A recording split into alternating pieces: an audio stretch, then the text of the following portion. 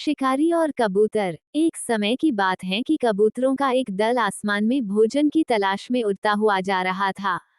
गलती से वह दल भटककर ऐसे प्रदेश के ऊपर से गुजरा जहां भयंकर अकाल पड़ा था।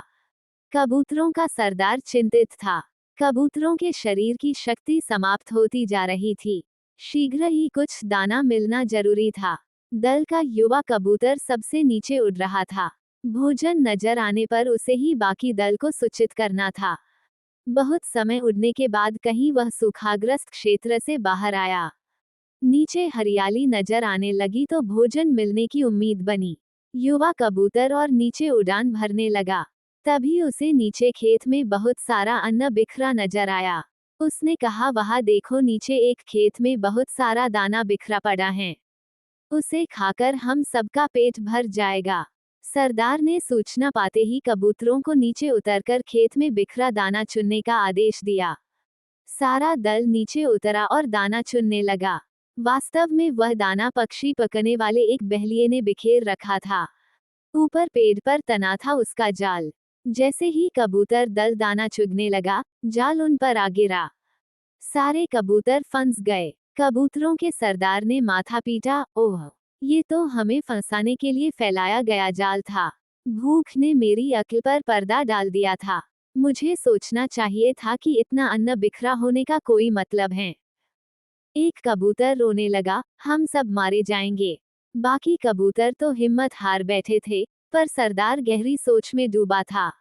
एकाएक उसने कहा, सुनो, जाल मजबूत हैं, ये ठीक है, पर इसमें इतनी भी शक्ति नहीं कि एकता की शक्ति को हरा सके। हम अपनी सारी शक्ति को जोड़े तो मौत के मुंह में जाने से बच सकते हैं। युवा कबूतर फड़फड़ाया, साफ साफ बताओ तुम क्या कहना चाहते हो। जाल ने हमें तोड़ रखा है, शक्ति कैसे जोड़े।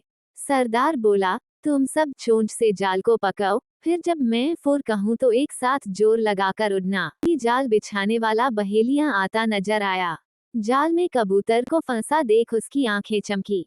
हाथ में पका डंडा उसने मजबूती से पका व जाल की ओर दौड़ा। बहेलिया जाल से कुछ ही दूर था कि कबूतरों का सरदार बोला, फुर्र। सारे कबूतर एक साथ जोर लगाकर उड़े तो पूरा जाल हवा में ऊपर उठा और सारे कबूतर जाल को लेकर ही उड़ने लगे। कबूतरों को जाल सहित उड़ते देखकर बहेलिया अवाक रह गया। कटी एक पहाड़ी पर बिल बनाकर उसका एक चूहा मित्र रहता था। सरदार ने मित्र चूहे को आवाज दी। सरदार ने संक्षेप में चूहे को सारी घटना बताई और जाल काटकर उन्हें आजाद करने के लिए कहा। कुछ ही देर में चूहे ने वह जाल काट दिया। सरदार ने अपने मित्र चूहे को धन्यवाद दिया और सारा कबूतर दल आकाश की ओर आजादी की उड़ान भरने लगा।